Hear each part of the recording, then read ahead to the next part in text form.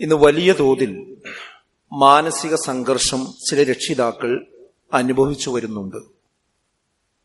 പ്രായപൂർത്തിയായിട്ടും വിവാഹത്തിന് സമ്മതിക്കാത്ത പെൺകുട്ടികളാണ് അത്തരമൊരു മാനസിക സംഘർഷം ഉണ്ടാക്കുന്നതിന്റെ പ്രധാന കാരണങ്ങളിലൊന്ന് എന്ന് നമുക്ക് കാണാൻ കഴിയും. പല വീടുകളിലും ഈ വിവാഹത്തിന്റെ പേര് പറഞ്ഞ് രക്ഷിതാക്കളും പെൺകുട്ടികളും തമ്മിൽ വലിയ വാഗ്വാദങ്ങൾ തന്നെ നടന്നുകൊണ്ടിരിക്കുന്നുണ്ട്. അവസാനം ഈ രണ്ടു കൂട്ടരും അഥവാ രക്ഷിതാക്കളും പെൺകുട്ടികളും വലിയ മാനസിക സംഘർഷത്തിന് അടിമയായി കൊണ്ടുവരികയും ചെയ്തുകൊണ്ടിരിക്കുന്നു. ഈ ഒരു പ്രതിസന്ധി ശരിയാം വിധം വിലയിരുത്തി അതിന് പരിഹാരം കാണേണ്ട സമയം നമ്മുടെ സമൂഹത്തിൽ അതിക്രമിച്ചിട്ടുണ്ട് എന്നുള്ളത് ഒരു യാഥാർത്ഥ്യമാണ്. എന്തുകൊണ്ടാണ് നമ്മുടെ പെൺകുട്ടികൾ വിവാഹത്തിന് സമ്മതിക്കാത്തത്?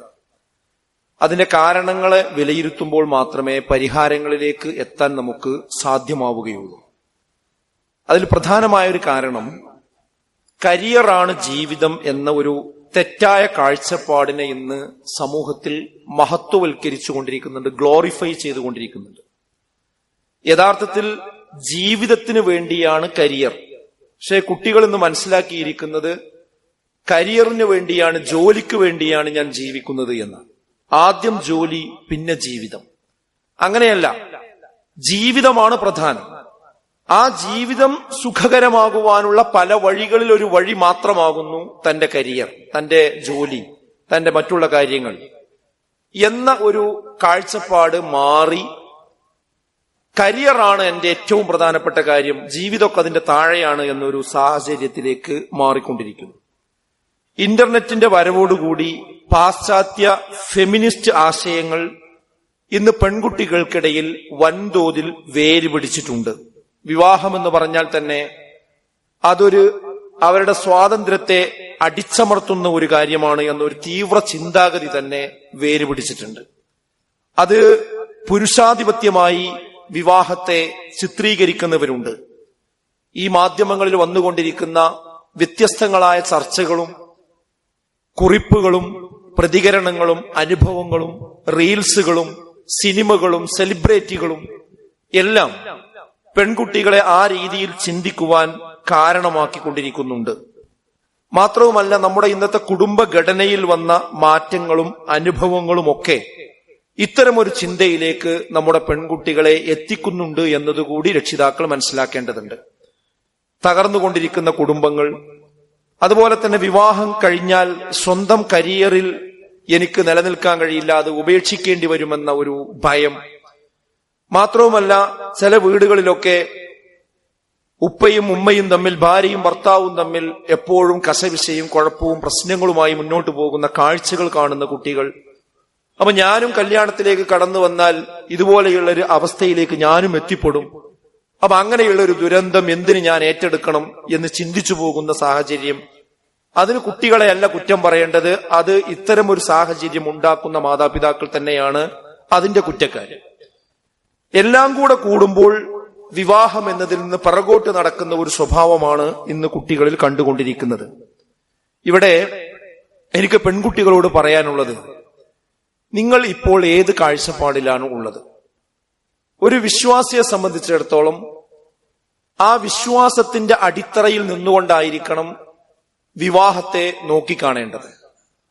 എന്നാൽ നമ്മൾ വിശ്വാസികളാണെന്ന് പറയുമ്പോഴും അതിന്റെ വേഷം ധരിക്കുമ്പോഴും ആ നിലക്കുള്ള ഒരു കുടുംബജീവിതം മുന്നോട്ട് നയിക്കുമ്പോഴും ഒക്കെ പലപ്പോഴും ഒരു പാശ്ചാത്യ സംസ്കാരമാണ് നമ്മെ വരിഞ്ഞു മുറുക്കിയിരിക്കുന്നത് എന്ന യാഥാർത്ഥ്യം പല പെൺകുട്ടികളും മനസ്സിലാക്കിയിട്ടില്ല എന്നതാണ് ഇന്ന് ഏറ്റവും ഖേദകരമായ ഒരു കാര്യം. വിവാഹത്തെ സംബന്ധിച്ച് പാശ്ചാത്യ കാഴ്ചപ്പാടും ഇസ്ലാമിന്റെ കാഴ്ചപ്പാടും ഒന്ന് താരതമ്യം ചെയ്തു നോക്കിയാൽ ആ കാര്യം വളരെ വേഗത്തിൽ നമ്മുടെ പെൺകുട്ടികൾക്ക് തന്നെ തിരിച്ചറിയാൻ കഴിയും. അവര് പുറത്തു നിന്നുള്ള ഉത്ബോധനോ ഉപദേശമോ കേൾക്കേണ്ടതില്ല, നിങ്ങൾ തന്നെ സ്വസ്ഥമായിട്ടൊന്ന് ആലോചിച്ചാൽ മതി. നമ്മളിപ്പോൾ ചിന്തിക്കുന്ന ചിന്ത നമ്മുടെ ഇസ്ലാമിക വിശ്വാസം അനുസരിച്ചുകൊണ്ടുള്ള ചിന്തയാണോ, അതോ പാശ്ചാത്യ സംസ്കാരത്തിന് നമ്മൾ അറിഞ്ഞോ അറിയാതെയോ അതിന്റെ പിന്നാലെ എത്രത്തോളം പോയിട്ടുണ്ട് എന്ന് മനസ്സിലാക്കുവാൻ അത് രണ്ടും ഒരു താരതമ്യം നടത്തിയാൽ തന്നെ നമുക്ക് മനസ്സിലാവും. ഏതാനും ചില കാര്യങ്ങൾ ഞാൻ നിങ്ങളുടെ ശ്രദ്ധയിലേക്ക് കൊണ്ടുവരികയാണ്. അതിലേറ്റവും പ്രധാനമായും വിവാഹത്തിന്റെ സമയം. വിവാഹം എപ്പോഴായിരിക്കണം ഉണ്ടാകേണ്ടത്?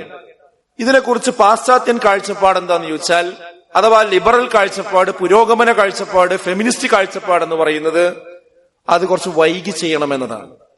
അതുകൊണ്ടാണ് വിവാഹത്തിന്റെ പ്രായം ഇങ്ങനെ വർദ്ധിപ്പിച്ച് കൊണ്ടുപോകുന്ന ഒരു ട്രെൻഡ് പലപ്പോഴും നമ്മുടെ സമൂഹത്തിൽ കാണുന്നതും അതിന് വലിയ തോതിൽ ഒരു വിസിബിലിറ്റി കിട്ടുന്നതും ഒക്കെ അതുകൊണ്ടാണ്. അപ്പൊ അത് വൈകിപ്പിക്കണം എന്നതാണ് ഇതിന്റെ കാഴ്ചപ്പാട്. എന്നാൽ ഇസ്ലാമിക കാഴ്ചപ്പാട് എന്താ? ഒരു പ്രത്യേക പ്രായം പറയുകയല്ല ഇസ്ലാം ചെയ്തിട്ടുള്ളത്. ഇത്ര പ്രായമായാൽ പെൺകുട്ടികളെ കല്യാണം കഴിപ്പിക്കണം, ആൺകുട്ടികൾ കല്യാണം കഴിക്കണം എന്നല്ലല്ലോ ഇസ്ലാമിന്റെ കാഴ്ചപ്പാട്. വളരെ കൃത്യമാണ് ഇസ്ലാം പറയുന്നത്. വിവാഹത്തിന് ഒരു ആൺകുട്ടിയാകട്ടെ പെൺകുട്ടിയാകട്ടെ അതിനുള്ള പക്വത എത്തിയാൽ, അത് ചില ആളുകൾക്ക് 18-ാമത്തെ വയസ്സിലാവും, ചിലപ്പോൾ അതിന്റെ കുറച്ച് മുൻപാവും, ചിലപ്പോൾ അതിന് ശേഷമാവും, ചില ആളുകൾക്ക് 25 വയസ്സാകേണ്ടി വരും. അതായത് അതിന് മാനസികമായും ശാരീരികമായും ഒരു കുടുംബ ജീവിതം നയിക്കുവാനുള്ള പക്വത, ഇതാണ് ഇസ്ലാം മുന്നോട്ട് വെച്ചത്. അതാണ് പ്രായോഗികം. ആ പക്വത എത്തിക്കഴിഞ്ഞാൽ പിന്നെ വൈകിപ്പിക്കാൻ പാടുണ്ടോ? എന്താണ് ഇസ്ലാം പറഞ്ഞത്? യാ മഅ്ശറ ശബാബ്, യുവാക്കളെ യുവതികളെ വിളിച്ചുകൊണ്ട് പറയാണ്, മനിസ്തതാഅ മിൻകുമുൽ ബാ, നിങ്ങൾ പക്വത എത്തിക്കഴിഞ്ഞാൽ ഫൽയതസവ്വജ്, കൽപ്പനയാണ്, പിന്നെ നിങ്ങൾ വിവാഹം കഴിക്കുവീൻ. പിന്നെ ഒരിക്കലും തന്നെ പല കാരണങ്ങൾ പറഞ്ഞുകൊണ്ട് വിവാഹം നിങ്ങൾ വൈകിപ്പിക്കാൻ പാടില്ല എന്നാണ് ഇസ്ലാമിന്റെ കാഴ്ചപ്പാട്. അപ്പൊ ഈ വിഷയത്തിൽ നമ്മൾ എവിടെ നിൽക്കുന്നുവെന്ന് ഒന്ന് നെഞ്ചത്ത് കൈവച്ച് നമ്മുടെ പെൺകുട്ടികൾ ഒന്ന് ചിന്തിക്കണമെന്നാണ് എനിക്ക് പറയാനുള്ളത്. അതേപോലെ തന്നെ ഇന്ന് പാശ്ചാത്യ കാഴ്ചപ്പാടെന്താ? പുരോഗമന കാഴ്ചപ്പാടെന്താ? വിവാഹം കഴിച്ചാൽ ഉള്ള സ്വസ്ഥതയും കൂടിയും പോകുന്ന. ഇപ്പൊ ഞാൻ കുഴപ്പമില്ലാതെ അങ്ങനെ പോകുന്നുണ്ട്. ഇനി വിവാഹമൊക്കെ കഴിച്ചാൽ ആകെ പ്രശ്നവും, വേറെ വീട്ടിൽ പോയി വേറൊരാളെ അണ്ടറിൽ ജീവിക്കുക എന്നൊക്കെ പറഞ്ഞാൽ അതുള്ള സമാധാനം കൂടി പോണ പരിപാടിയാണ് എന്ന ഒരു നരേറ്റീവാണ് പൊതുവെ പെൺകുട്ടികൾക്ക് ഉണ്ടാക്കിക്കൊണ്ടിരിക്കുന്നത്. എന്നാൽ ഇസ്ലാമിന്റെ കാഴ്ചപ്പാടെന്താ? ഞാൻ ഓതി വച്ച ആയത്തിൽ എന്താ അല്ലാഹ് പറഞ്ഞത്? വമിൻ ആയാതിഹി, അല്ലാഹുവിന്റെ ദൃഷ്ടാന്തങ്ങളിൽ പെട്ടതാണ്, അൻ ഖലഖലകും മിൻ അൻഫുസികും അസ്വാജ, നിങ്ങളെ പരസ്പരം ഇണകളായി നാം സൃഷ്ടിച്ചു എന്ന കാര്യം. എന്തിനു വേണ്ടി? ലിതസ്കുനൂ ഇലൈഹാ, അവരിലേക്ക് നിങ്ങൾ സമാധാനത്തോടുകൂടി ഒത്തുചേരുന്നതിന് വേണ്ടി. ഭാര്യയും ഭർത്താവിനെയും വിശേഷിപ്പിക്കാൻ ഇവിടെ ഉപയോഗിച്ച പദം തന്നെ സൗജ് എന്ന പദമാണ്. ഭാര്യയായ ഭർത്താവ് എന്ന പദമല്ല ഖുർആൻ ഉപയോഗിച്ചത്, മറിച്ച് ഇണങ്ങുന്നവർ, ഇണങ്ങിച്ചേരുന്നവർ എന്നാണ്, ഇണക്കിളികൾ എന്നാണ്.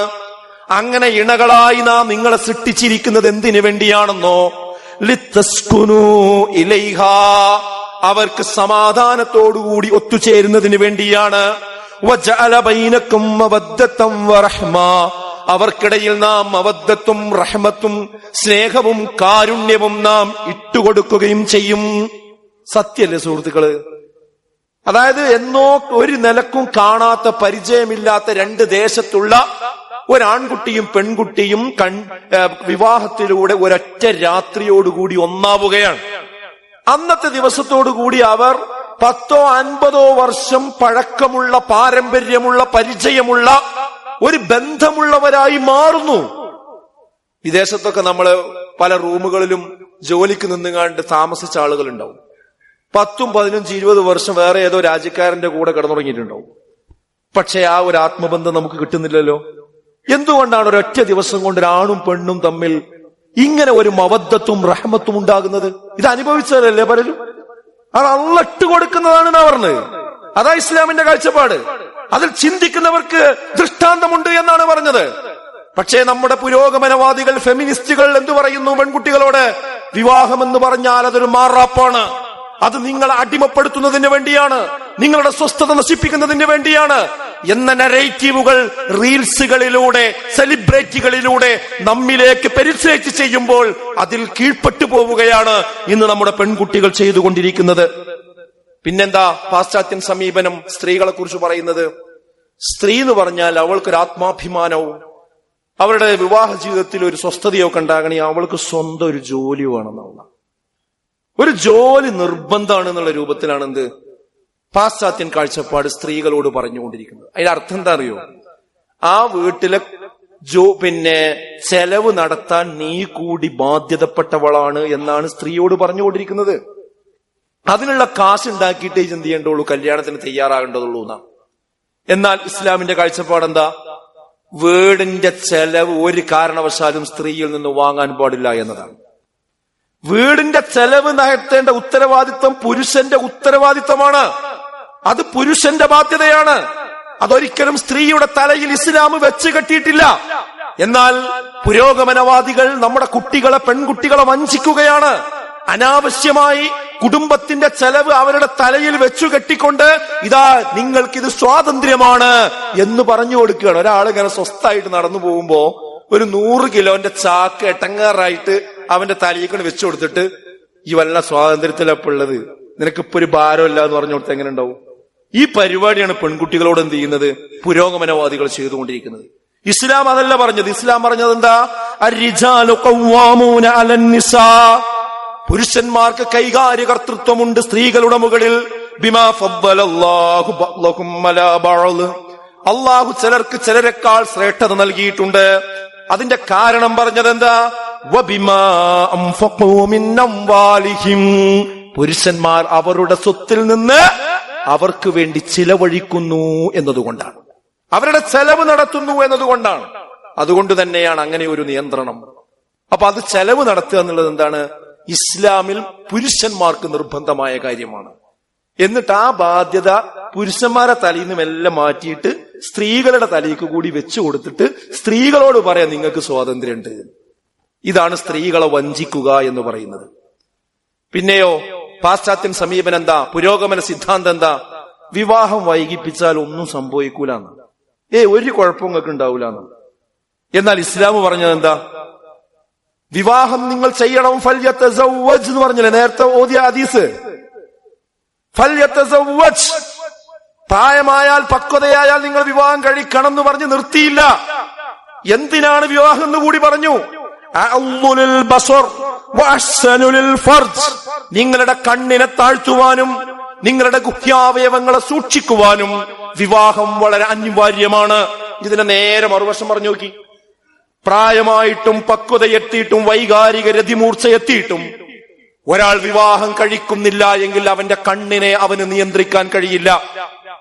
അവന് പ്രായവും പക്വതയും എത്തിയിട്ടും അവൻ വിവാഹം കഴിക്കുന്നില്ല എങ്കിൽ അവന്റെ ഗുഹ്യാവയവങ്ങളെ അവന് സൂക്ഷിക്കാൻ കഴിയില്ല എന്നു തന്നെയാണ് ഇതിന്റെ മറുവശം. അതുകൊണ്ടാണ് എന്താ പറഞ്ഞത്? ഇനി എന്തെങ്കിലും കാരണത്താൽ നിങ്ങൾക്ക് ശർഈയായ കാരണം കൊണ്ട് വിവാഹം നീണ്ടുപോകുകയാണെങ്കിൽ, വമൻ ലം യസ്തതി', അതിന് നിങ്ങൾക്ക് കഴിയാതെ വരികയാണെങ്കിൽ ഫഅലൈഹി ബിസ്സൗം, നിങ്ങൾ നോമ്പ് നോൽക്കണം. ഫഇന്നഹു ലഹു വിജാ, അത് നിങ്ങൾക്കൊരു പരിചയാണ്. തിന്മയെ തടുത്തു നിർത്തുവാനുള്ള ഒരു പരിചയാകുന്നു നിങ്ങൾക്ക് നോമ്പ് എന്നാണ്. അഥവാ മനുഷ്യന്റെ ശാരീരികമായ കാര്യങ്ങൾ, അവന്റെ ലൈംഗികമായ ദാഹമോഹങ്ങൾ കുറക്കുന്നതിന് ഭക്ഷണം കുറക്കുക, നോമ്പ് വെൽക്കുക എന്നുള്ളത് ഒരു പ്രധാനപ്പെട്ട കാര്യമാണ്. അപ്പൊ എന്താ ഇസ്ലാമിന്റെ കാഴ്ചപ്പാട്? പെൺകുട്ടികൾ ശരിക്കും മനസ്സിലാക്കണം. എനിക്ക് സമയമായിട്ട് കല്യാണം കഴിച്ചില്ലെങ്കിൽ എനിക്ക് അങ്ങനെ ലൈംഗികമായ ഒരു തോന്നലുണ്ടാവില്ല. ചില ആൺകുട്ടികൾ പറയും എനിക്ക് അങ്ങനെയൊന്നും ഉണ്ടാവില്ല, അത് പുറത്തേക്കുള്ള പറച്ചിൽ.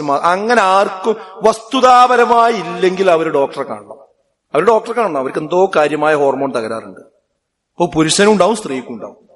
അതായത് പ്രായം എത്തിയിട്ട് വിവാഹം കഴിക്കാതെ മുന്നോട്ട് പോകുന്ന ആളുകൾ ഉണ്ടെങ്കിൽ അവർക്കൊരു വൈകാരിക ഉത്തേജനവും ഉണ്ടാകുന്നില്ലെങ്കിൽ അതിന്റെ അർത്ഥം എന്താ അറിയോ? അവർക്ക് കാര്യമായ മെഡിക്കൽ പ്രോബ്ലം ഉണ്ട് എന്നതാണ്. അതാണ് മനസ്സിലാക്കേണ്ടത്. അതുകൊണ്ട് എന്താ ഇപ്പൊ നടന്നുകൊണ്ടിരിക്കുന്നത്? നമ്മൾ പച്ചക്ക് പറയണം, എല്ലാവരും മനസ്സിലാക്കുമ്പോൾ. വിവാഹത്തിന് സാധ്യതയില്ല. ഞാൻ വിവാഹം വൈകിപ്പിക്കുന്നവരൊക്കെ എങ്ങനെയാണെന്നൊന്നും എനിക്ക് അഭിപ്രായമില്ല. പക്ഷെ ഒരു നല്ല വിഭാഗം ഇന്ന് ചെയ്തുകൊണ്ടിരിക്കുന്നത് എന്താന്ന് ചോദിച്ചാൽ, ഒന്നുകിൽ ഇതിന് പകരം സ്വയംഭോഗം തിരഞ്ഞെടുക്കും, സ്വയംഭോഗത്തിലേക്ക് പോകും. അതല്ലെങ്കിലോ സ്വവർഗരതിയിലേക്ക് പോകും.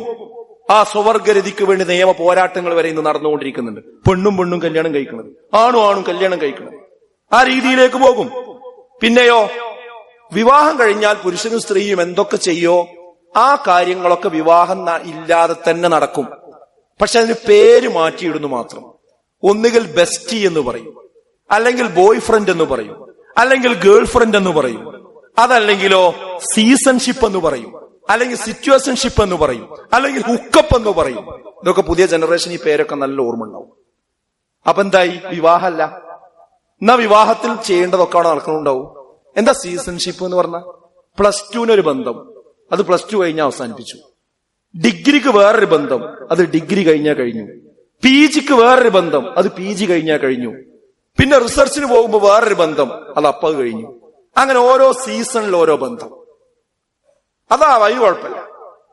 എന്താ സിറ്റുവേഷൻഷിപ്പ് എന്ന് പറഞ്ഞാൽ, ഇപ്പൊ ഒരു പ്രത്യേക കോഴ്സിനോട് ഒരാഴ്ചക്ക് ഒടുക്കിയുള്ള ഒരു ട്രെയിനിങ്ങിന് പോവുകയായിരിക്കും. ആ ആഴ്ച അവിടെയുള്ള ഒരു സ്ത്രീയും പുരുഷനും തമ്മിലുള്ള ബന്ധം, അതാണ് ഒരു പ്രത്യേക സിറ്റുവേഷനിലെത്തും ഒരു ബന്ധം. ബാച്ച് സംഗമങ്ങൾ, ആ ബാച്ച് സംഗമത്തിന് 4 ദിവസം എവിടെയെങ്കിലും വല്ല റിസോർട്ടിലും പോയിട്ട് വല്ല പരിപാടി ഉണ്ടെങ്കിൽ അവിടെ ഒരു ബന്ധം, അത് കഴിഞ്ഞു. ഇതിനല്ലേ പച്ച വ്യഭിചാരം എന്ന് പറയാം. ഈ പണി എടുത്തിട്ട് പറയണെന്ത്, എനിക്ക് വിവാഹമൊന്നും വേണ്ട, എനിക്ക് കല്യാണമൊന്നും വേണ്ട. ഇതല്ല ഇന്ന് ക്യാമ്പസുകളിൽ നടന്നുകൊണ്ടിരിക്കുന്നത്. ഇതിന് പ്രത്യേക ആപ്പുകൾ ഡെവലപ്പ് ചെയ്തിട്ടില്ല. ആ ആപ്പുകൾ നോക്കിപ്പോകുന്ന കുട്ടികളില്ലേ, ഒരൊറ്റ രാത്രി മാത്രം ഇത് ഉപയോഗിച്ച് ഒഴിവായി പോകുന്നവരില്ലേ, എനിക്ക് കല്യാണം വേണ്ട എന്ന് പറയാ. എന്നിട്ട് ഈ ജാതി എല്ലാ ഏർപ്പാടിനും പോവുക. ഇതിന്റെ പേരെന്താ? ഇതൊന്നും ആർക്കും മനസ്സിലാകുന്നില്ല എന്ന് നിങ്ങൾ വിചാരിക്കരുത്. അതാണ് ഞാൻ പറഞ്ഞത്, വിവാഹം വൈകിപ്പിച്ചാൽ ഇത്തരം പ്രശ്നങ്ങൾ ഉണ്ടാകും. അത് പാശ്ചാത്യരുടെ, പുരോഗമനവാദികളുടെ, ഫെമിനിസ്റ്റുകളുടെ, ലിബറലുകളുടെ ചതിക്കുഴിയിൽ കുട്ടികൾ പോയി വീഴുകയാണ്. ഓരോരുത്തരും പോയി വീഴുകയാണ്. വ്യഭിചാരത്തിലേക്ക് റിക്രൂട്ട് ചെയ്യാൻ വേണ്ടി തന്നെയാണ് ഇത്തരം സിദ്ധാന്തങ്ങൾ പഠിപ്പിച്ചുകൊണ്ടിരിക്കുന്നത്. പിന്നെ കല്യാണം കഴിക്കണമെങ്കിൽ ഒരു സ്വന്തം കാലിൽ നിൽക്കണം, അല്ലെങ്കിൽ ദാരിദ്ര്യം ഉണ്ടാവും, കുഴപ്പമുണ്ടാവും, പട്ടിണി ഉണ്ടാവും, പ്രശ്നം ഉണ്ടാവും. എന്താ ചെയ്യാ? ഇങ്ങനെ പറഞ്ഞ് പേടിപ്പിക്കുകയാണ് ചെയ്യാം. പക്ഷെ ഇസ്ലാം പറഞ്ഞാൽ എന്താ അറിയോ, നിങ്ങൾ ധൈര്യമായിട്ട് വിവാഹം കഴിച്ചോളൂ. ആ വിവാഹം കഴിച്ചാൽ നിങ്ങൾക്ക് ബറക്കത്ത് പടച്ചോൻ വർദ്ധിപ്പിക്കും. ഇനി ദരിദ്രരാണെങ്കിൽ പോലും നിങ്ങൾ വിവാഹം കഴിപ്പിക്കണം എന്നാ ഖുർആൻ പറഞ്ഞത്. ഇസ്ലാമിന്റെ കാഴ്ചപ്പാടാ. വഅൻകിഹുൽ അയാമാ മിൻകും വസ്വാലിഹീന മിൻ ഇബാദിക്കും വഇമാഇക്കും, നിങ്ങളിലുള്ള അള്ളാഹുവിന്റെ ഇബാദുകളെ, അതുപോലെ തന്നെ നിങ്ങളുടെ വലങ്കൈ ഉടമപ്പെടുത്തിയ ആളുകളെ, അവരെയൊക്കെ നിങ്ങൾ വിവാഹം കഴിപ്പിക്കണം.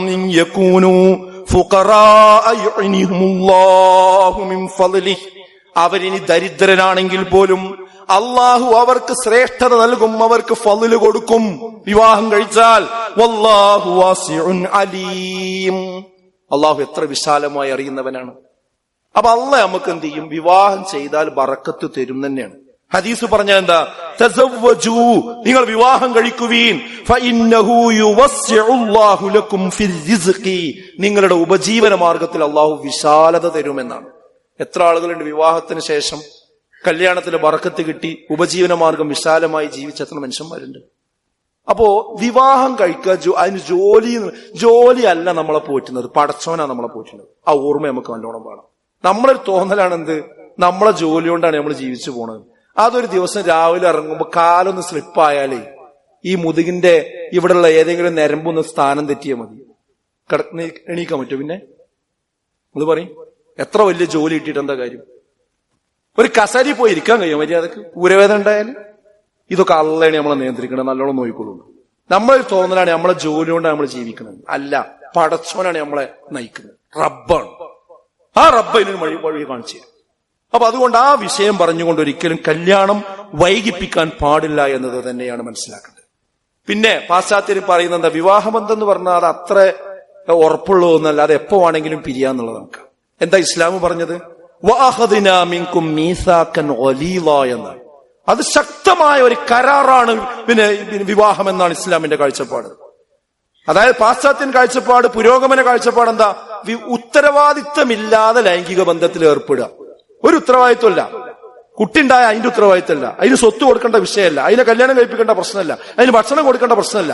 അത് സീസൺഷിപ്പും സിറ്റുവേഷൻഷിപ്പും ഒക്കെ ആയിട്ട് എവിടെയെങ്കിലും പോയിട്ട് ആരെങ്കിലും കുട്ടി അത് ഗർഭചിത്രം നടത്താൻ, അത് പോയി അബോർട്ട് ചെയ്യാൻ, അതിനെന്താ കുഴപ്പം? ഈ രീതിയിൽ വളരെ ലാഘവത്വത്തോടു കൂടി അത് കൈകാര്യം ചെയ്യാം. പക്ഷെ ഇസ്ലാം പറയുന്നത് എന്താ? തന്റെ ബന്ധത്തിലൂടെ, നിക്കാഹിലൂടെ മാത്രമേ ഒരു പെണ്ണുമായിട്ട് ബന്ധപ്പെടാൻ പറ്റുള്ളൂ. ഇനി ഒരു പെണ്ണിൽ നിങ്ങൾക്ക് നിൽക്കാൻ കഴിയില്ലെങ്കിൽ 4 വരെ ആകാം, പക്ഷെ ആ 4ലും ഉണ്ടാകുന്ന കുട്ടികളുടെ ഉത്തരവാദിത്തം അവനുണ്ടാവും. അവന്റെ സ്വത്തിൽ നിന്ന് അവർക്ക് ഓഹരി കൊടുക്കേണ്ടി വരും. അവരുടെ വിവാഹത്തിന്റെ കാര്യത്തിൽ അവന് ശ്രദ്ധ ഉണ്ടാകേണ്ടി വരും. നാളെ പരലോകത്ത് ഈ കുട്ടികളുടെ വിഷയത്തിൽ അവന് മറുപടി പറയേണ്ടി വരും. ഉത്തരവാദിത്തത്തോടു കൂടിയുള്ള ലൈംഗിക ബന്ധമാണ് ഇസ്ലാം മുന്നോട്ട് വെക്കുന്നത്. കുല്ലുക്കും റാഇൻ വകുല്ലുക്കും മസ്ഊലുൻ അൻ റഅയ്യതിഹി, എല്ലാവരും ഭരണകർത്താക്കളാണ്. അവരെ ഭരണീയരെ കുറിച്ച് ചോദിക്കും. വറജുലു ഫീ അഹ്ലിഹി റാഇൻ, ഒരു പുരുഷൻ അവന്റെ കുടുംബത്തിന്റെ കാര്യത്തിൽ അധികാരിയാണ്. വഹുവ മസ്ഊലുൻ മൻ റഅയ്യതിഹി, അവരുടെ ഭരണകർത്താക്കളെ കുറിച്ച് ഭരണീയരെ കുറിച്ച് ചോദിക്കുക തന്നെ ചെയ്യും. പിന്നെ പറഞ്ഞത് എന്താ? വൽ മർഅതു ഫീ ബൈതി സൗജിഹാ. എന്നാൽ പെണ്ണിനെ പറ്റി പറഞ്ഞപ്പോ അവളെ വീടിന്റെ ഭരണാധികാരിയാണെന്നാണ് പറഞ്ഞത്. കുടുംബത്തിന് മൊത്തം ഉത്തരവാദിത്വം, കുടുംബത്തിന് ചെലവ് എത്തേണ്ട ഉത്തരവാദിത്വം ആർക്കില്ല? സ്ത്രീക്കില്ല. ആ കുടുംബം കൊണ്ടടക്കേണ്ട ആ വീടിന്റെ ഉത്തരവാദിത്തമാണ്. റാഇയത്തുൻ വഹിയ മസ്ഊലത്തുൻ, അതിൽ അവൾ ചോദ്യം ചെയ്യപ്പെടും. അൻ റാഇയതി ആണ്. അപ്പൊ പെൺകുട്ടികൾ മനസ്സിലാക്കേണ്ടത് ഇസ്ലാമിക കാഴ്ചപ്പാട് എന്ന് പറയുന്നത് അവരെ പ്രഥമമായ ഉത്തരവാദിത്വം അവരുടെ വീട്ടിൽ തന്നെയാണ്. അവരുടെ മക്കൾ, അവരുടെ ഭർത്താവ്, അവരുടെ ഉപ്പ, അവരുടെ ഉമ്മ, അതിന് പോറലേൽക്കാത്ത രീതിയിലെ അവരെ പഠനവും അവരുടെ ജോലിയും ഉണ്ടാകാൻ പാടുള്ളൂ. ബാക്കി മുഴുവൻ അവരുടെ ചെലവ് നടത്തേണ്ടയും അധ്വാനിക്കേണ്ട ഉത്തരവാദിത്തം ആർക്കാണ്? പുരുഷനാണ്. ഇതാണ് ഇസ്ലാമിന്റെ കാഴ്ചപ്പാട്. ഇന്ന് കുട്ടികളും മക്കളും പ്രായമുള്ളവരും ഒക്കെ അവിടെ ഇട്ടെറിഞ്ഞുകൊണ്ട് എല്ലാവരും പുറത്തുകൂടി പോകുന്നൊരവസ്ഥയാണ് ഇന്നുള്ളത്. പോകുന്നതിന് കുഴപ്പമില്ല, പക്ഷെ ഈ ഉത്തരവാദിത്വം വിസ്മരിച്ചുകൊണ്ടാകാൻ പാടില്ല എന്നത്. ഈ കാഴ്ചപ്പാട് കൃത്യമായി മനസ്സിലാക്കിക്കൊണ്ടായിരിക്കണം നമ്മൾ മുന്നോട്ട് പോകേണ്ടത്. പിന്നെ വിവാഹം എന്ന് പറഞ്ഞാൽ തുടർ പഠനത്തിനും ജോലിക്കുമൊക്കെ തടസ്സമാകും, പ്രശ്നമാകും എന്നാണ് ഒരു കാഴ്ചപ്പാട്. എന്നാൽ ഇസ്ലാം പറയുന്നത് എന്താ? വിവാഹം സുരക്ഷിതമായ ജീവിതത്തിന് വഴി തുറക്കുകയാണ് ചെയ്യുക. മൻ തസവ്വജ ഫഖദ് അഹ്റസ ശത്റ ദീനിഹി, ആരെങ്കിലും വിവാഹം കഴിച്ചാൽ അവൻ അവന്റെ ദീനിന്റെ പകുതിയെ അവൻ സംരക്ഷിച്ചു. ഫൽയത്തഖില്ലാ ഫീ ശത്രി, ഇനി ബാക്കി പകുതിയിൽ അള്ളാഹുവിനെ അവൻ സൂക്ഷിച്ചു കൊള്ളട്ടെ എന്നാണ്. ശരിക്കും നമ്മൾ ഈമാന്റെ പകുതിയാണ് എന്ത്? വിവാഹം കഴിക്കുക. അപ്പൊ ശരിക്കും ഒരു സുരക്ഷിതത്വ ബോധം കിട്ടും. ഒരു വിവാഹം കഴിച്ച ഒരു ഭർത്താവും കൂടി ജീവിതത്തിലേക്ക് വരും. അപ്പൊ നമുക്ക് യാത്ര ചെയ്യണം, എന്തെങ്കിലും ഇന്റർവ്യൂവിന് പോകണം, എവിടെയെങ്കിലും പഠിക്കാൻ പോകണം, അതിനൊക്കെ പോകാനും പോരാനും ഒക്കെ ഒരു കൂടെ ഒരാളായില്ലേ, ഒരു തണലായില്ലേ. ഒരു പ്രശ്നത്തിൽ നമ്മൾ ഉൾപ്പെടില്ല. എല്ലാ അസാനമാർഗിക കാര്യത്തിനും നമുക്ക് രക്ഷപ്പെടാം. നമ്മളെ കണ്ണിനെ താഴ്ത്താൻ പറ്റും, ഗുഹ്യാവയവങ്ങളെ സംരക്ഷിക്കാൻ പറ്റും. എത്ര ആളുകൾ അങ്ങനെ പഠിച്ചു ഉന്നതിയിലെത്തിയിട്ടുണ്ട്. അപ്പൊ ഇതൊന്നും ഒരു തടസ്സമല്ല. ഇതൊക്കെ പിശാച് നമുക്ക് കൊണ്ടുവരുന്ന കാര്യങ്ങളാണ് എന്ന് മനസ്സിലാക്കണം. മാത്രമല്ല, വിവാഹം വൈകിപ്പിക്കുന്നത് വലിയ പ്രത്യാഘാതങ്ങൾ കൂടി വിളിച്ചു വരുത്തും. അത് ദീനിന്റെ സുരക്ഷിതത്വം നഷ്ടപ്പെടുത്തും, ബറക്കത്ത് നഷ്ടപ്പെടുത്തും, ആരാധനയിൽ ഭക്തി നഷ്ടപ്പെടുത്തും. നാം ഇനി കല്യാണത്തിന് കുറച്ച് വൈകിയാണ് തയ്യാറാകുന്നത് എങ്കിൽ അപ്പോ അനുയോജ്യമായ ഇണകളെ നമുക്കൊരു പക്ഷേ ലഭിച്ചു എന്ന് വന്നേക്കില്ല. അങ്ങനെ അവസാനം മാനസിക സമ്മർദ്ദത്തിന് നമ്മൾ അടിമയാകും. അത് സാമൂഹിക സമ്മർദ്ദത്തിലേക്ക് നമ്മൾ വലിച്ചെറിയും. മാത്രവുമല്ല, ശാരീരികമായും പ്രശ്നങ്ങളുണ്ട്. പിന്നെ ഗർഭധാരണത്തിന് സാധ്യത കുറയും, മാതൃത്വത്തിൽ വെല്ലുവിളികൾ വരും, വ്യത്യസ്ത രോഗസാധ്യതകൾ ഉണ്ടാകും. അവസാനം ഇസ്ലാമിക സംസ്കാരം വിട്ടു ജീവിക്കേണ്ട അവസ്ഥ തന്നെ ഉണ്ടാകുമെന്നുകൂടി നമ്മൾ മനസ്സിലാക്കേണ്ടതുണ്ട്. അതായത് സ്ത്രീകളുടെ അണ്ടങ്ങളുടെ എണ്ണത്തിൽ പ്രായം കൂടുന്തോറും എണ്ണം കുറഞ്ഞു വരും. 30 വയസ്സിന്റെ മധ്യത്തോടെ ക്രമാതീതമായി സ്ത്രീകളുടെ അണ്ടം കുറഞ്ഞു വരുമെന്നത് ശാസ്ത്രീയമായി തെളിയിക്കപ്പെട്ട കാര്യമാണ്. ആ അണ്ടത്തിന്റെ ഗുണനിലവാരത്തിൽ കുറവ് വരും. ഗർഭം മനസ്സാൻ കൂടുതൽ സാധ്യതയുണ്ടാകും. ഗർഭകാലത്തുള്ള പ്രമേഹത്തിന് കൂടുതൽ സാധ്യതയുണ്ട്. അമിത രക്തസമ്മർദ്ദത്തിന് കാരണമാകും. മാത്രവുമല്ല, മാസം തികയാതെയുള്ള പ്രസവങ്ങൾ വർദ്ധിച്ചു വരും. ജനന വൈകല്യമുള്ള കുട്ടികൾ ജനിക്കാൻ കാരണമാകും. ഇതൊക്കെ ഞാർക്കും സംശയം ഉണ്ടെങ്കിൽ വൈദ്യശാസ്ത്രത്തിൽ പോയി അന്വേഷിച്ചു. ഇതൊക്കെ പ്രായമായിട്ട് ഗർഭം ധരിക്കുന്ന ആളുകൾക്ക് ഉണ്ടാകുന്ന പ്രശ്നങ്ങളാണ്. അപ്പൊ അതുകൊണ്ട് അങ്ങനെ ഏത് നിലക്ക് ഇപ്പം നോക്കിയാലും, മതപരമായി നോക്കിയാലും, സാമൂഹികമായി നോക്കിയാലും, വൈദ്യശാസ്ത്രപരമായി നോക്കിയാലും, വിവാഹം വൈകിപ്പിക്കുന്നത് ഒട്ടനവധി വെല്ലുവിളികളാണ് നമുക്കുണ്ടാക്കുക. ഇത് മനസ്സിലാക്കി ഇസ്ലാം പറയുന്നത് പോലെ ജീവിക്കാൻ നമുക്ക് കഴിയണം. അങ്ങനെയുള്ള യഥാർത്ഥ മുത്തക്കികളിൽ, മുഅ്മിനുകളിൽ അള്ളാഹു നമുക്ക് ഏവർക്കും തൗഫീഖ് നൽകി അനുഗ്രഹിക്കുമാറാകട്ടെ. അൽഹംദുലില്ലാഹ് വസ്സലാത്തു വസ്സലാമു അലാ റസൂലില്ലാഹ് വഅലാ ആലിഹി വസ്സഹ്ബിഹി അജ്മഈൻ. അമ്മാ ബഅദ്. ബഹുമാനരായ സത്യവിശ്വാസികളെ, വിശ്വാസികൾ, അള്ളാഹുവിനെ സൂക്ഷിച്ച് ജീവിക്കണമെന്നൊരിക്കൽ കൂടി ഓർമ്മപ്പെടുത്തുകയാണ്, വസിയത്ത് ചെയ്യുകയാണ്. ചുമരുണ്ടെങ്കിലേ ചിത്രം വരയ്ക്കാനാവൂ എന്ന് നമ്മൾ പറയാറുണ്ട്. ഈ രാജ്യം അതിന്റെ ഭരണഘടനാനുസൃതമായി നിലനിൽക്കുമ്പോൾ മാത്രമേ നമുക്കെല്ലാവർക്കും ഇവിടെ സ്വൈരമായി ജീവിക്കാൻ കഴിയുകയുള്ളൂ. നമ്മുടെ രാജ്യം മതനിരപേക്ഷമായി നിലനിൽക്കുകയുള്ളൂ. നമ്മുടെ രാജ്യത്ത് നിർഭയത്വം ഉണ്ടാവുകയുള്ളൂ. നമ്മുടെ രാജ്യത്ത് ഓരോ ജനവിഭാഗങ്ങൾക്കും അവരുടെ അവകാശങ്ങൾ സംരക്ഷിക്കപ്പെട്ടുകൊണ്ട് മുന്നോട്ട് പോകുവാൻ കഴിയുകയുള്ളൂ. അതിനൊക്കെ ഈ ഭരണഘടന നിലനിൽക്കണം. ഈ ഭരണഘടന വെല്ലുവിളിക്കപ്പെടുന്ന ഒരു സാഹചര്യം നമ്മുടെ നാട്ടിൽ ഇപ്പോഴുണ്ട് എന്ന് ആനുകാലിക സംഭവ വികാസങ്ങൾ വിലയിരുത്തുന്ന എല്ലാവർക്കും അറിയാവുന്ന ഒരു കാര്യമാണ്. അതുകൊണ്ട് ആ ഭരണഘടനക്ക് കാവൽ നിൽക്കുക എന്നത് ഇന്ന് ഇന്ത്യൻ പൗരന്മാരുടെ നിർബന്ധമായ ഒരു ബാധ്യതയായി മാറിയിട്ടുണ്ട്. അതൊരിക്കലും അക്രമത്തിന്റെ മാർഗത്തിലൂടെയല്ല, ജനാധിപത്യ പ്രക്രിയയിൽ ഓരോരുത്തരും കൃത്യമായി സമയബന്ധിതമായി ഇടപെട്ടുകൊണ്ടായിരിക്കണം ആ ഭരണഘടനയ്ക്ക് നമ്മൾ ഓരോരുത്തരും കാവൽ നിൽക്കേണ്ടത്. അതിനുള്ള 5 വർഷം കൂടുമ്പോഴുള്ള ഒരു പ്രക്രിയയാണ് തെരഞ്ഞെടുപ്പ് എന്ന് പറയുന്നത്. തെരഞ്ഞെടുപ്പിൽ ഓരോ പൗരനുമുള്ള പ്രധാനപ്പെട്ട ഒരു ആയുധമാണ് വോട്ട് എന്ന് പറയുന്നത്. ആ വോട്ട് ഇപ്പോൾ പുതുക്കിക്കൊണ്ടിരിക്കുന്ന ഒരു സന്ദർഭമാണ് നമ്മുടെ രാജ്യത്തുള്ളത്, പ്രത്യേകിച്ച് കേരളത്തിലുള്ളത് എന്നത് പത്രം വായിക്കുന്ന എല്ലാവർക്കും മനസ്സിലായിട്ടുള്ള ഒരു കാര്യമായിരിക്കും. അതിനാണ് SIR എന്ന ഒരു പേരിട്ട് വിളിച്ചുകൊണ്ടിരിക്കുന്നത്. എന്താ SIR എന്ന് പറഞ്ഞാൽ? സ്പെഷ്യൽ ഇന്റൻസീവ് റിവിഷൻ എന്നതാണ്. അതായത് തീവ്ര വോട്ടർ പട്ടിക പരിഷ്കരണം. അതായത് 2002 അവസാനമായി നമ്മുടെ വോട്ടർ പട്ടിക പരിഷ്കരിച്ചത്. ഇത് സാധാരണ പരിഷ്കരിച്ചു വരുന്ന ഒരു കാര്യം തന്നെയാണ്. അതായത് മരിച്ചുപോയ ആളുകൾ ഒഴിവാക്കുക, അതുപോലെ ഇരട്ട വോട്ടുകൾ ഒഴിവാക്കുക, അങ്ങനെ വോട്ടർ പട്ടിക ഒന്ന് ശുദ്ധീകരിക്കുക എന്ന വളരെ നിഷ്കളങ്കമായ ഒരു സംഗതിയാണ് നമ്മുടെ രാജ്യത്ത് നടന്നുകൊണ്ടിരുന്നത്. പക്ഷെ ഇന്ന് ആ വിഷയത്തിൽ വലിയ വിമർശനങ്ങൾ ഉയർന്നു വന്നുകൊണ്ടിരിക്കുകയാണ്. അതിന് പ്രധാനമായി കാരണമായത് ബീഹാറിൽ നടത്തിയ SIR-ൽ ഒരുപാട് ക്രമക്കേടുകൾ ഉണ്ടായി എന്ന് ഇവിടെ ആരോപിക്കപ്പെട്ടുകൊണ്ടിരിക്കുന്നു. അതാണ് ഒരു കാരണം. മറ്റൊരു കാരണം, നമ്മുടെ കേരളത്തിൽ 54 ലക്ഷത്തിനും മേലെ പുതിയ വോട്ടർമാരുടെ പേരുകൾ 2002 ശേഷം പട്ടികയിൽ ചേർത്തിട്ടുണ്ട് എന്നതാണ്. അതായത് 2002 ശേഷം 4 നിയമസഭാ തെരഞ്ഞെടുപ്പുകളും 5 ലോക്സഭാ തെരഞ്ഞെടുപ്പുകളിലും നമ്മൾ വോട്ട് ചെയ്തിട്ടുണ്ട്. 2002 ശേഷം നിയമസഭയിലും നമ്മൾ വോട്ട് ചെയ്തിട്ടുണ്ട്, അതേപോലെ തന്നെ ലോക്സഭന്റെ ആവശ്യത്തിനു വേണ്ടി നമ്മൾ വോട്ട് ചെയ്തിട്ടുണ്ട്. അതുകൊണ്ട് തന്നെ തിരിച്ചറിയൽ രേഖയായി ആധാറും ഉപയോഗിക്കാമെങ്കിൽ എന്തുകൊണ്ട് വോട്ടർ പട്ടിക ആധാറുമായി ലിങ്ക് ചെയ്തുകൂടാ എന്ന ചോദ്യമാണ് ഇവിടെ ഉയർന്നുകൊണ്ടിരിക്കുന്നത്. 2002 ശേഷം ഈ 2 തലത്തിലേക്കും വോട്ട് ചെയ്ത ആൾക്കാരാണ് നമ്മളെല്ലാവരും. ആ വോട്ട് ചെയ്ത ആളുകളുടെ പിന്നെയും പരിഷ്കരിക്കണമെന്ന് പറയുമ്പോൾ അതിനർത്ഥം എന്താണ്? നേരത്തെ ചെയ്ത വോട്ടും അതിന്റെ അടിസ്ഥാനത്തിൽ ഭരണത്തിൽ വന്ന ഭരണാധികാരികളും ശരിയല്ല എന്നല്ല വരാൻ പോണത്. അപ്പൊ അത് മതി ശരിക്ക്. മാത്രമല്ല, തിരിച്ചറിയൽ രേഖയായ ആധാറും ഉപയോഗിക്കാമെന്ന് വന്നതുകൊണ്ട്, അത് സുപ്രീം കോടതി പറഞ്ഞതുകൊണ്ട് എന്തുകൊണ്ട് വോട്ടർ പട്ടിക ആധാറുമായി ലിങ്ക് ചെയ്തുകൂടാ? എന്നാൽ എല്ലാ കാലത്തേക്കും ഈ SIR എന്ന പരിപാടി അവസാനിപ്പിക്കാവുന്നതേ ഉള്ളൂ. പക്ഷെ ഈ ചോദ്യത്തിന് കൃത്യമായ ഉത്തരങ്ങൾ പലപ്പോഴും കിട്ടുന്നില്ല. ഇത് കേരളത്തിലേക്ക് വരുമ്പോൾ എല്ലാവരും ഇതിനെ എതിർത്തുകൊണ്ടിരിക്കുകയാണ്. പ്രതിപക്ഷ സംഘടനകളൊക്കെ എതിർത്തുകൊണ്ടിരിക്കുകയാണ്. പക്ഷെ ആ എതിർപ്പ് ലക്ഷ്യം കണ്ട് ഇത് ഒഴിവാക്കും എന്ന് ഉറപ്പ് പറയാൻ നമുക്ക് നിർവാഹമില്ല. അങ്ങനെ അത് ഒഴിവാക്കും എന്നും വിചാരിച്ച് ദിവസങ്ങൾ അങ്ങനെ ആഴ്ചകൾ അങ്ങനെ പോയി അവസാനം ഇതിലൊന്നും നമ്മൾ ചെയ്യാതെ പോയി കഴിഞ്ഞാൽ പല ആളുകൾക്കും വോട്ടില്ലാത്തൊരവസ്ഥയാണ് എന്ത് ചെയ്യുക വരാൻ പോകുന്നത് എന്നുകൂടി നമ്മൾ തിരിച്ചറിയേണ്ടതുണ്ട്. നമ്മളിപ്പോ ചെയ്യേണ്ട കാര്യം എന്താന്ന് വെച്ചാൽ 1984 ശേഷം ജനിച്ച ആരുടെയും പേര് ഇപ്പോൾ വോട്ടർ പട്ടികയിൽ ഉണ്ടാവില്ല. അവർ പുതുതായി വോട്ട് ചേർക്കുന്ന നടപടിക്രമങ്ങൾ പാലിച്ചുകൊണ്ട് ആ വോട്ടർ പട്ടികയിൽ പേരുകൾ പുതുക്കേണ്ടതുണ്ട്. ഇത് കാര്യമായി ബാധിക്കാൻ പോകുന്നത് പ്രവാസികളെയായിരിക്കും. കാരണം 3 പ്രാവശ്യം നമ്മുടെ നാട്ടിലെ BLO നമ്മുടെ വീട്ടിൽ വരും, എന്നിട്ട് അവിടെ ആളുണ്ടോ എന്ന് നോക്കും എന്നാണ് അറിയാൻ കഴിയുന്നത്. പക്ഷെ അങ്ങനെ വന്ന് നോക്കുമ്പോൾ പല വീടുകളും അടഞ്ഞു കിടക്കുകയായിരിക്കും, കുടുംബസമേതം വിദേശത്തായിരിക്കും. അപ്പൊ അവിടെ ആളില്ല എന്നുള്ള റിപ്പോർട്ടായിരിക്കും എന്ത് ചെയ്യുക കൊടുക്കുക. സ്വാഭാവികമായിട്ട് അവർ വോട്ടർ പട്ടികയിൽ നിന്ന് തള്ളപ്പെട്ടു പോകുന്ന ഒരു അവസ്ഥയുണ്ടാകും. ഒന്ന് ആ രീതിയാണ്. മറ്റൊന്ന്, താമസം മാറിപ്പോയ ആളുകളെയും ഇത് ബാധിക്കും. ഈ നാട്ടിൽ നിന്ന് വേറൊരു നാട്ടിലേക്ക് താമസം മാറിപ്പോയിട്ടുണ്ടെങ്കിൽ ഈ വീട്ടിൽ ചെല്ലുമ്പോൾ അവർ ഇവിടുന്ന് പോയി എന്ന് പറയും, അപ്പൊ അവിടെ ഇല്ല എന്ന് പറയും. അവരവിടെ വിചാരിക്കും എന്ത്, എന്റെ വോട്ടർ പട്ടികയിൽ ഉണ്ടാകുമെന്ന് കരുതുകയും ചെയ്യും, പക്ഷെ അവിടെ ഉണ്ടാവില്ല.